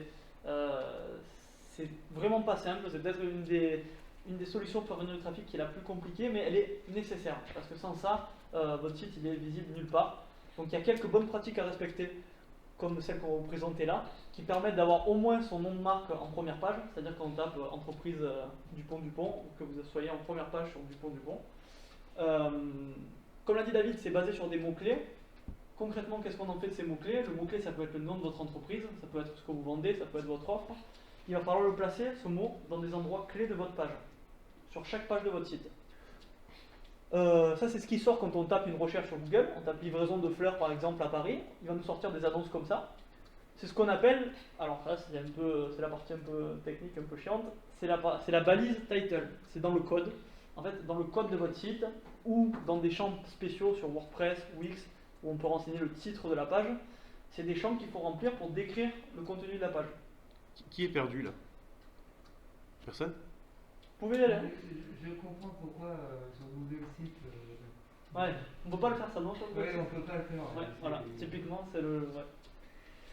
Et donc on va placer les mots-clés dans les balises, dans ces endroits spécifiques où, qui sont analysés par l'algorithme. On va pas rentrer trop dans le détail technique, mais en gros, chaque titre de page doit contenir votre mot-clé. Donc en gros, dans le titre de la page de votre page d'accueil, il faut que vous ayez votre nom d'entreprise. Dans les pages produits, en premier, vous mettez le mot-clé de ce que vous offrez. Par exemple, bijoux à base de pierre ou vidéo pour telle chose. C'est vraiment votre proposition de valeur en fait. Ouais. Pour Donc, trouver les mots-clés, ça pareil, on passe assez rapidement parce que je pense que c'est repris dans les présentations sur le SEO. Donc on va pas rentrer trop en détail. on fait une petite démonstration peut-être, tu veux faire? Ouais, on va faire la petite démo des deux. Est-ce que vous connaissez déjà ces outils-là, Answer the Public, Ubersuggest? Vous en avez déjà entendu parler? Ouais? Non? Bon, on va faire un petit point dessus alors, rapidement. Donc on avait vu Google Trends qui permettait d'avoir des tendances via les volumes de recherche. Maintenant, il y a aussi Answer Public. Alors tu commences par Ubersuggest? Ouais. Donc Ubersuggest, ça je vais laisser charger un peu. Donc c'est vrai. C'est gratuit, mais il faut se connecter avec son compte Google. Voilà, faut quand même se créer un compte. Mais ça reste gratuit.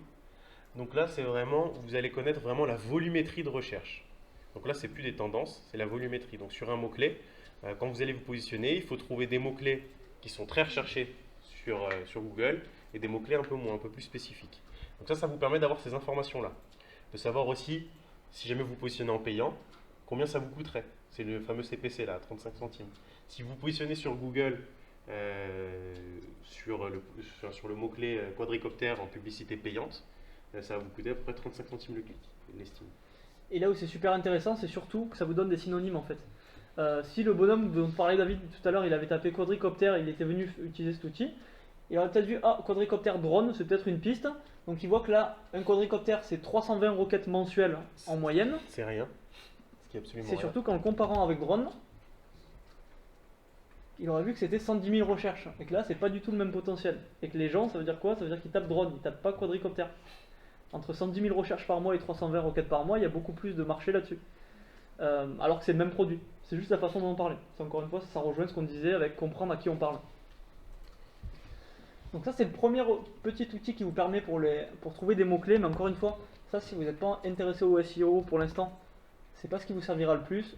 On va attirer votre attention plus sur celui-là. Eh bien, ça peut être utile quand même pour utiliser souvent dans votre activité. Au moins, vous pouvez regarder un peu des mots-clés, ce qui est recherché à côté pour vous, pour savoir un petit peu ce qui se passe via votre activité.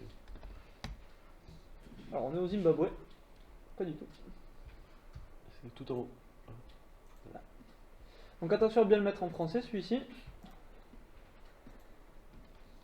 Alors, c'était quoi les pierres? Madame, je vous demandais, c'est des bijoux en pierre de quoi? Il y a différentes pierres. Non mais le mot litho, Lithothérapie. litho, comme ça? Oui. T-H-O, T-H-E. là? Et il y est ce H là ou pas? Lithothérapie, c'est bon. Ok. Et qu'importe le sujet, vous allez voir que ça va être super intéressant parce que ça va vous donner des idées. Parce que les mots-clés concrètement, où est-ce qu'on les utilise? Pour l'instant, vous n'avez jamais fait de SEO, vous n'avez pas fait de pub, donc c'est difficile à concevoir. Ça vous donne quelque chose de très actionnable. Parce que ça va vous donner des idées sur un sujet, d'articles à créer, de contenu à créer. Pourquoi? Parce que c'est des requêtes qui sont tapées sur Google par les gens. Vous tapez le mot, et ça va vous donner toutes les requêtes qui sont faites autour de ce sujet. C'est l'annuaire inversé en fait. Vous êtes allé sur quoi là par rapport à tout à l'heure? Alors, c'est un autre outil qui s'appelle Answer the Public. Et cet outil-là, il est super parce qu'on se dit toujours ouais, je suis sur les réseaux sociaux, ouais, j'ai un site, mais qu'est-ce que j'y mets dessus? Qu'est-ce qui peut intéresser les gens? Et en fait, avec un outil comme ça, qu'importe le sujet, on va voir un petit peu qu'est-ce que les gens vont taper, qu'est-ce qu'ils recherchent, qu'est-ce qui leur pose question. Donc, qu'est-ce que veut dire la lithothérapie, quand recharger les pierres, où acheter des pierres, etc., etc. Et donc ça vous donne plein de pistes super intéressantes pour développer votre activité et pour créer du contenu qui va plaire. C'est surtout ça, ouais. Si par exemple vous voulez faire aussi des articles de blog, vous voulez traiter des sujets, vous ne savez pas trop par où commencer, ou vous estimez que certains sujets sont plus importants que d'autres, là au moins vous avez les certitudes. Vous voyez directement quelles questions se posent votre cible. Là c'est super moche, mais vous pouvez cliquer sur data, enfin non c'est joli, mais vous pouvez avoir data comme ça, vous les avez en ligne, et là vous pouvez les exporter en Google Sheet même pour avoir un Excel avec toutes les requêtes qui sont tapées. Et vous en avez plein avec des prépositions. Lithothérapie pour le pipi au lit. Je sais pas si ça marche. Pour ma mère. Non, je sais que J'aurais une question. Ouais. Est-ce qu'il y a de la souplesse sur l'orthographe? Commander lithothérapie sans H après le premier texte. On peut tester ensemble. Là je pourrais pas me... Lithothérapie, j'ai oublié le H par exemple. Ah oui, du coup on voit ça. L'outil est un peu chiant. Il faut que vous ayez avant de l'utiliser, que vous sachiez ce que vous tapez, parce que gratuitement vous avez droit à une requête par jour. Donc après il faut payer. Donc si on l'utilise un peu intelligemment, on se dit sur une semaine je le tape une fois par jour. Il faut avoir fait sa petite liste de mots à l'avance pour éviter de payer. Sinon vous payez, mais bon c'est bête pour un outil gratuit comme ça. Nous en général, on l'a jamais utilisé payant. Voilà. Avant c'était 5. Avant c'était 5, mais ils ont envie de nous embêter. Donc. Sinon, mais les fautes de frappe, je pense qu'il est tolérant. Et si on n'avait pas mis le H, je pense qu'il aurait. Parce que les gens font des fautes en écrivant, donc il y aurait eu les mêmes requêtes, mais avec la faute, je pense. Pas sûr à 100% en vérité.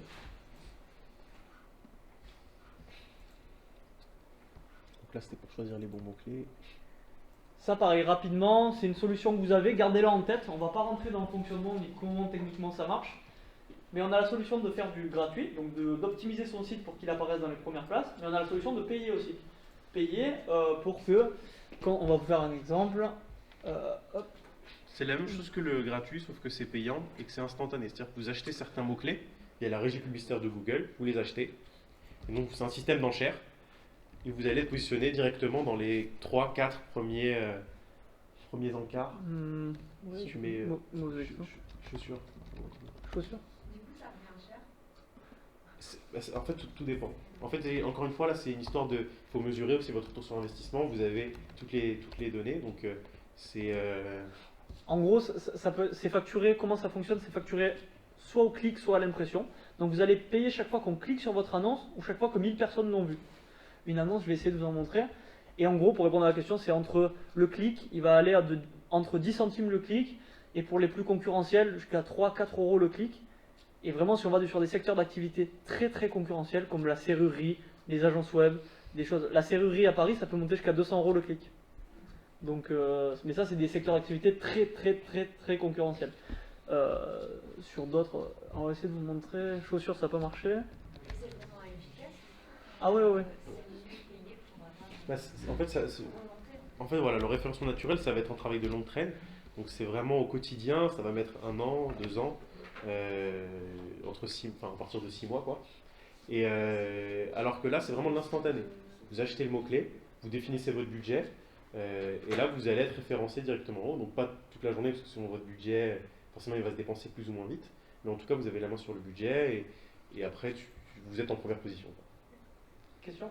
Oui, j'ai une question concernant Google Ads. Est-ce qu'il y a un service qui est proposé comme Facebook Ads d'avoir un expert qui vous accompagne? Vous pouvez avoir un entretien téléphonique. Il vous débloque, il va vous conseiller quand vous avez un blocage, mais il ne fera pas les campagnes pour vous.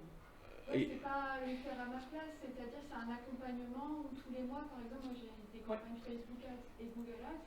Facebook Ads, j'ai un accompagnement avec un expert. Vous pouvez avoir quelqu'un qui vous fait des appels un petit peu, il vous donne des optimisations. Mais en général, les mecs que vous allez avoir au téléphone, c'est pas des flèches, ils vont juste vous recommander les recommandations. Il y a un onglet recommandations, ils vont vous les détailler, ils vont vous expliquer pourquoi c'est bien, et en gros, si on le lit, on a le même concept. Oui, on a exactement. Ah voilà. Et par contre, après, à partir d'un certain budget, je crois qu'il n'est pas non plus. Aussi, pour avoir un représentant alloué? Ouais, c'est quoi? C'est 3 ou 5 000 euros, non? C'est plus que ça même maintenant, je crois. C'est Ah. plus de 10 000, je crois. Ah ok, bon bah là j'ai rien dit. Plus de 10 000 mensuels, on a quelqu'un qui nous suit par contre, je crois. C'est les annonces Google Ads, pour ceux qui ne les connaissent pas, c'est quand il y a tout simplement écrit annonce juste avant. Mais remets sinon dans dans la présentation. Dans la presse, il y a une.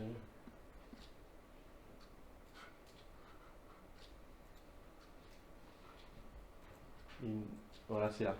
Ah, En mais fait- c'est parce que ça a changé un petit peu, c'est plus les mêmes. Ouais. C'est plus discret aujourd'hui, c'est pour ça que c'est pas mal efficace aussi. C'est que c'est écrit en tout petit. Avant, on avait un encart comme il y a sur la presse où c'était encadré en couleur où il y avait écrit annonce. Là, c'est juste écrit annonce en petit, en noir comme ça. Et ça, c'est que les gens qui ont payé en fait. Là, les 4 premiers, là, c'est que du payant. Et concrètement, comment ça s'est passé? Ils ont dit, j'achète le mot-clé Agence Web Paris, donc chaque fois que quelqu'un tape ça, je veux que mon annonce apparaisse. Et en gros, les premiers, la business aptitude, je sais pas quoi, eux, ils vont être débités de leur budget que si on clique là-dessus. Donc typiquement, là, on peut leur faire perdre 2 euros. En fait, c'est concurrence. Non, je rigole. Ils ont quand même cramé 2 euros là. Parce qu'après aussi, il y a la possibilité, là c'était des annonces, je pense, un peu responsives. On peut automatiser pas mal de choses et suivant le lieu où on se situe, c'est pour ça qu'il y avait écrit Lille. Oui, mais alors s'il y a 30 personnes qui vont acheter les mots-clés, au bout d'un moment, si la page s'arrête à 20. Alors, c'est là où ça devient plus complexe, c'est qu'en fait, il y a un système de notation de votre annonce. Toute la journée, en fait, à chaque requête, il y a un calcul qui est fait pour savoir qui apparaît. Et donc, à chaque fois que quelqu'un va taper Agence Web Paris, Google va faire sa tambouille avec son algorithme, il va dire celle-là elle est plus pertinente que celle-là, celle-là elle est plus pertinente que celle-là, lui il a mis plus de sous, lui il en a mis moins, etc. Et il y a plein de facteurs qui rentrent en jeu, on va pas rentrer dans comment ça marche, mais en gros, chaque fois c'est remis en enchère en fait, c'est des enchères.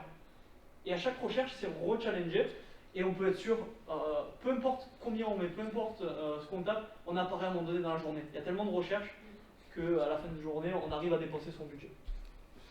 Donc on fixe un budget. On fixe le budget qu'on veut. Au quotidien, on dit je veux dépenser 5 euros par jour ou 1000 euros par jour, et dès qu'il a fini de dépenser ces 5 euros, il s'arrête. Mais donc on n'apparaît plus, puis du coup c'est les concurrents qui apparaissent. Il n'y a pas de mauvaise surprise en tout cas.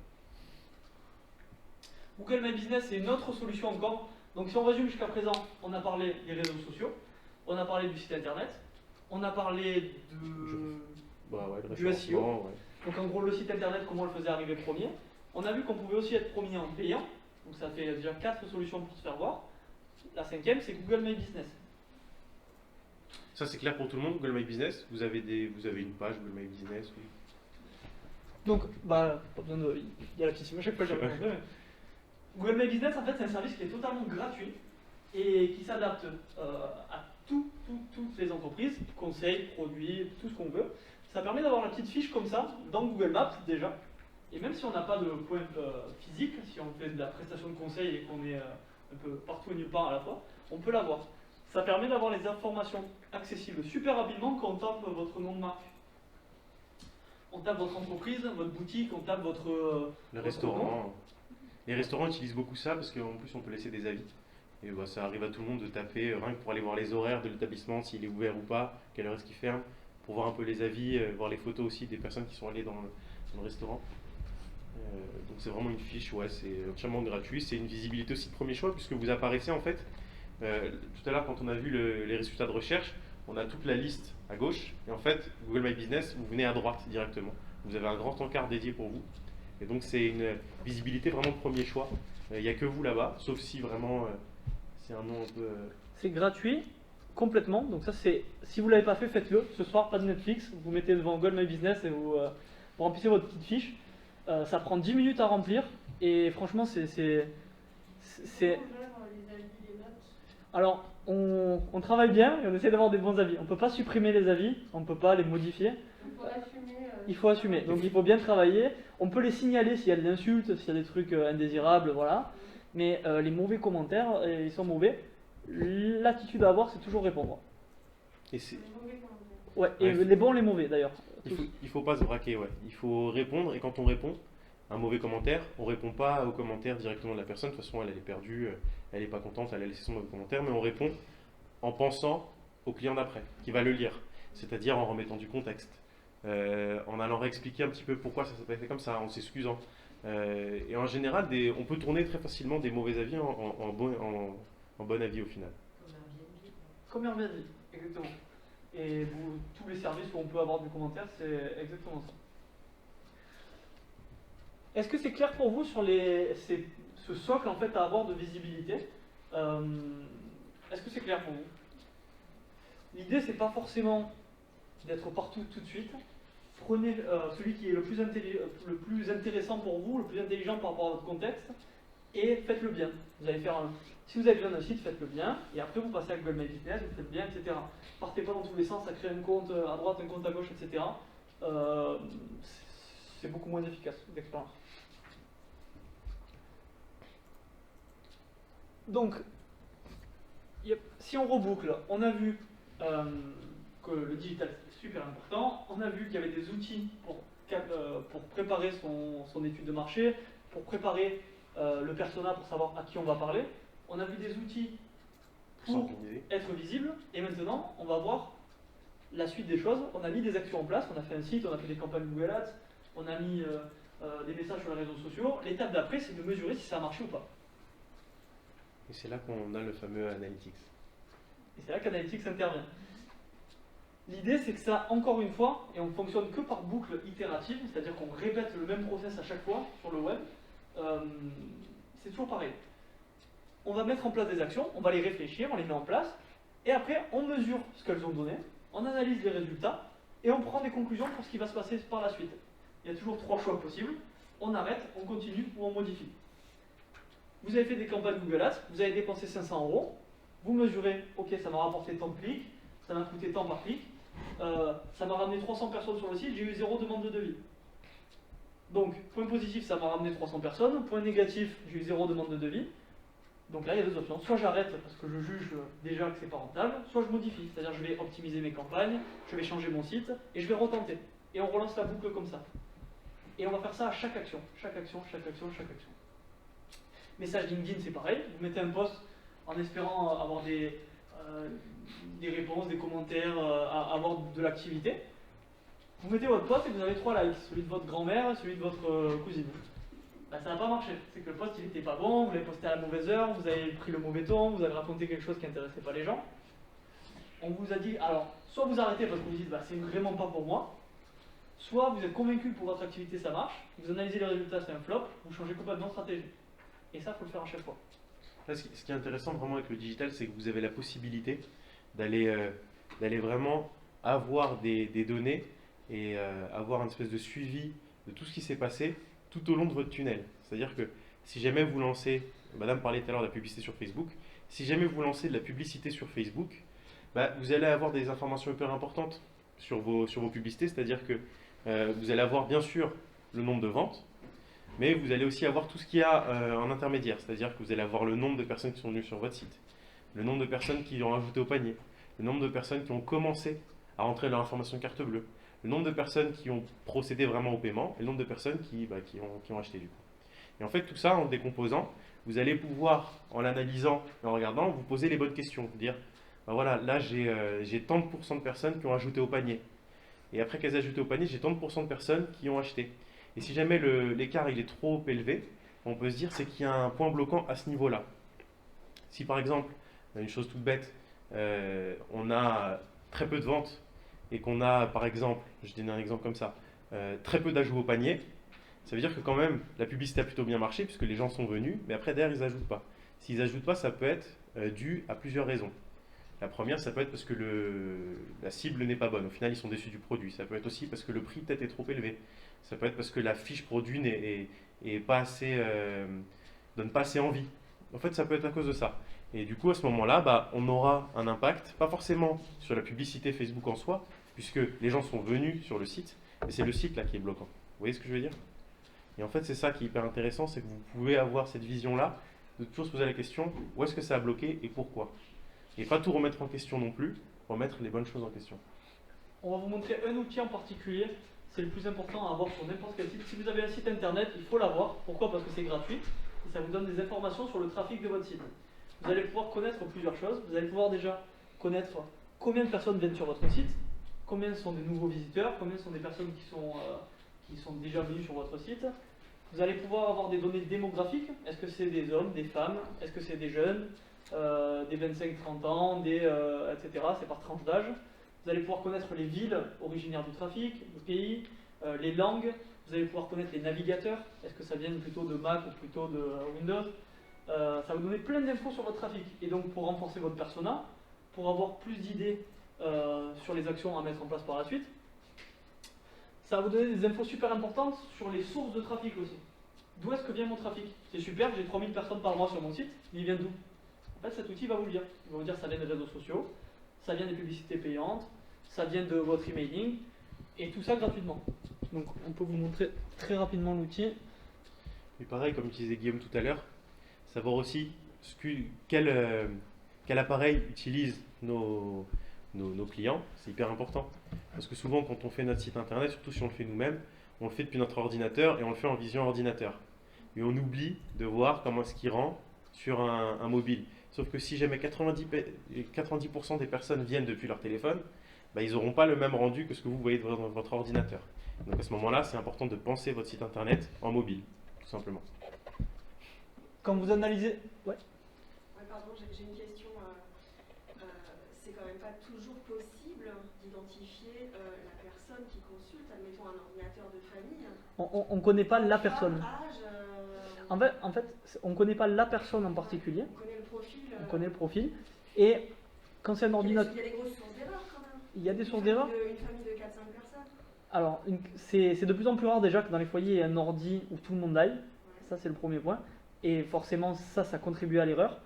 Mais globalement, c'est quand même minime. Sur un mobile, par exemple, Ouais. Internet connaît forcément l'utilisateur du mobile. Alors, on va savoir qui vous êtes, mais sans vous connaître directement. Pourquoi? Parce que, je vais vous faire un exemple. Quelqu'un qui regarde Michel Drucker le dimanche, qui regarde l'église le dimanche matin, et qui regarde des recettes de cuisine le reste de la semaine, on se doute quand même, sans faire de généralité, sans tomber dans aucun piège, c'est quelqu'un qui est... C'est pas un enfant, c'est quelqu'un qui est plutôt âgé, homme-femme on sait pas trop, mais c'est quelqu'un qui est plutôt âgé, il regarde la messe, il regarde Michel Drucker, il regarde de la cuisine, c'est pas un enfant. Et donc, on consulte, là c'est 3 exemples, il suffit que vous consultiez 10-15 sites dans la semaine, vous imaginez le nombre d'infos que c'est pour un moteur de recherche? Quelqu'un qui va sur l'équipe, qui va sur un site pour acheter un rasoir à barbe et qui va machin, il sait que c'est un homme, forcément. Parce que site A plus site B plus site C, etc. Et c'est comme ça qu'ils arrivent à dégager comme ça. Oui, on le voit bien en recevant les pubs ciblées. Alors ça c'est encore autre chose. Ça c'est encore autre chose parce que les pubs ciblées sur Facebook, c'est pas les mêmes que sur Google ou YouTube. Et donc ça dépend des régies publicitaires. Mais là-dessus, sur cet outil-là, c'est pas du déclaratif. C'est pas des infos que vous avez déclarées qui vous donnent. C'est du comportement, c'est par rapport au comportement en fait. Et donc ça donne effectivement des tendances, ça donne jamais des données précises. Ça c'est un truc à avoir en tête. Mais globalement on va avoir un nombre d'utilisateurs, on va avoir le temps passé par session. Une session c'est quoi? C'est le moment auquel je me connecte sur le site, je vais sur une page, je vais sur une autre, et la session se termine quand je pars. Donc ça va vous donner des infos super importantes. Si vous créez du contenu par exemple, si vous avez un blog et que vous vous rendez compte sur les pages du blog, le temps moyen par session est très bas, c'est que vos articles ils n'intéressent pas. si vous vous rendez compte que vous avez un temps de 2-3 minutes par article, ah là c'est peut-être que vous avez un contenu qui plaît par rapport à un autre où il y a 30 secondes de session. Les sessions c'est général, le site c'est pas par rapport à un... Session c'est un moment en fait. Oui, mais on peut pas le cibler sur un mot-clé ou sur...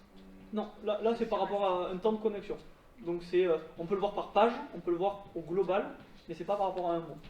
On peut aller voir sur une page le temps de session par exemple. Un utilisateur peut se connecter plusieurs fois et ça fait plusieurs sessions. Donc là on a les chiffres globaux. Ce que je disais tout à l'heure, c'est qu'on a aussi des données démographiques. Bien, Hop.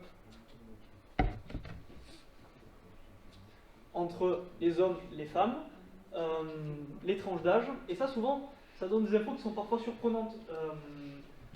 On a quelque chose de très marqué dans son esprit, ouais moi je vends pour telle personne, et on se rend compte que, ah non c'est des personnes plus âgées, ou des personnes plus jeunes qui viennent.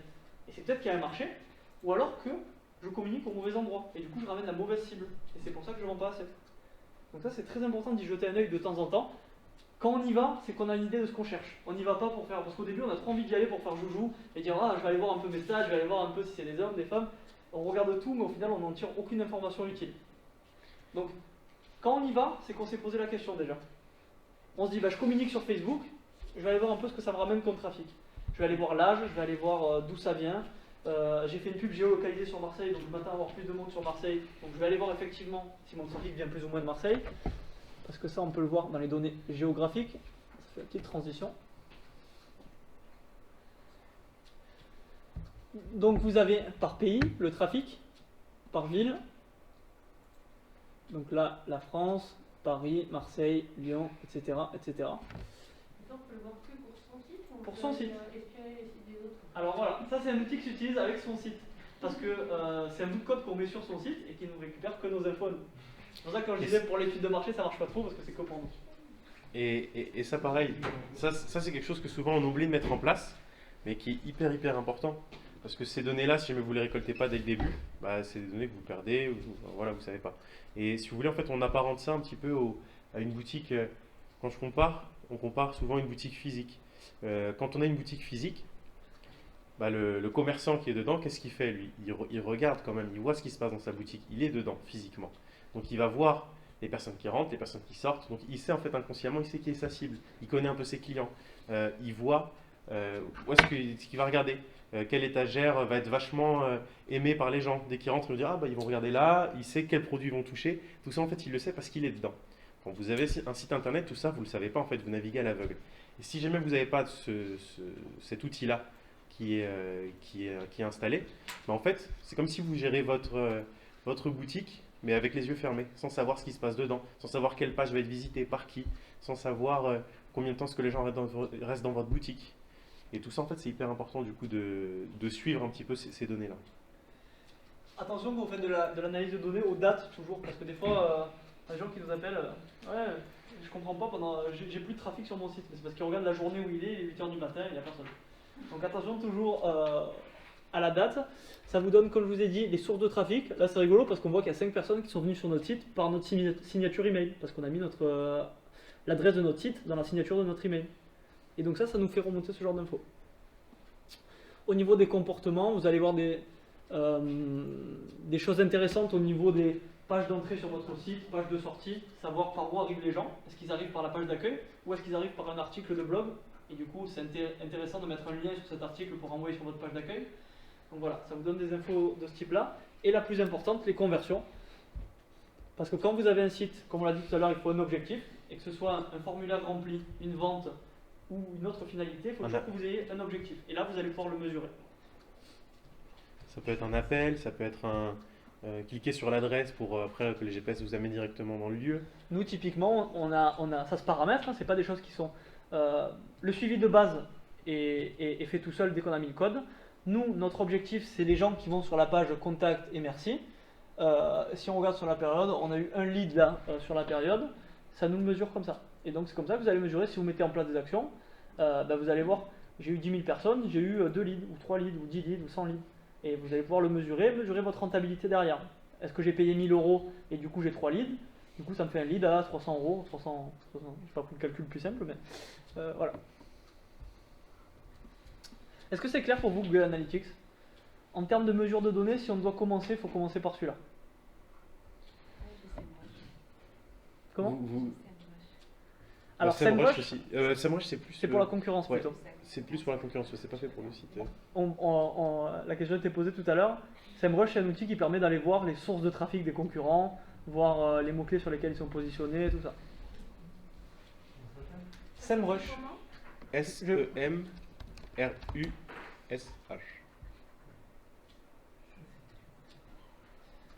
Il y a une version gratuite un peu light et la version payante où c'est encore plus complet. Après, c'est plus facile de débuter avec Google quand même. Bah, c'est les données de son site, donc C'est compliqué.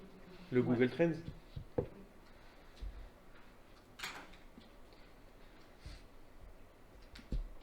La SEMrush, c'est vraiment ciblé sur un concurrent. On met son adresse, son URL et on peut avoir pas mal d'informations dessus. Donc, pour boucler ce matin là, on a un petit peu dépassé parce qu'on va commencer un petit peu après. Ce qu'on peut vous recommander, c'est de passer la certification Google Atelier Numérique, ça s'appelle comme ça, ouais. C'est une certification qui est gratuite, qui est certifiante, donc on peut le mettre sur LinkedIn, ça peut se rajouter au CV. Et ça permet de. Tout ce qu'on vous a raconté là en ultra condensé, ben, c'est des modules beaucoup plus élargis, beaucoup plus complets. Vous pouvez prendre le temps de les faire à votre rythme sur tous les sujets, sur tout plein de sujets. D'ailleurs, c'est détaillé juste après, je crois. Ouais. C'est certifiant et vraiment ça va vous aider à vraiment dégrossir un petit peu tout le marketing digital et ça va vraiment, vraiment vous le conseille pour le coup. Pourquoi ? Parce que même si vous ne voulez pas en faire votre métier, vous allez parler à des prestataires, vous allez parler à des agences, à des freelances, vous allez parler à votre cousin qui s'occupe du site, peu importe, vous allez avoir des interactions avec des gens qui vont s'occuper de ça pour vous, ou alors c'est directement pour vous. Et si c'est pas vous qui allez le gérer, vous allez avoir les bases pour parler le même langage, pour savoir ce que vous avez à demander. Vous n'allez pas vous faire endormir. Moi je vais chez le garagiste, je ressors, chaque fois je me suis fait ouvrir parce que je ne comprends rien. Ben ça évite de se faire ouvrir en fait. Donc ça on peut que vous encourager à le passer parce que ça se fait relativement vite. Après tout dépend du temps qu'on a. Ça dépend, on peut le faire vraiment en allant très vite où on peut prendre son temps et approfondir chaque concept, aller refaire des recherches et tout. En fait, ce qu'il y a, c'est que c'est très bien fait parce que c'est pas vous lancez sur 26 modules. C'est vraiment les modules sont indépendants les uns des autres. Ouais. Ils sont assez courts. Chaque fois, c'est une petite vidéo et après, il y a un petit cas pratique. Donc, je sais pas si on a le. Ouais, c'est en ligne. Et en fait, après, à la fin, une fois que vous avez suivi tous les cours, vous pouvez passer la certification. Là, c'est un questionnaire de, je crois, 40 questions, un truc comme ça. Je crois que c'est 40 questions. Ouais. Et après, on a le petit diplôme, on peut le mettre partout. Voilà. Et après, vous avez le diplôme là, vous pouvez communiquer dessus sur LinkedIn et ça certifie comme quoi vous avez les bases en marketing digital. Et todo gratuito.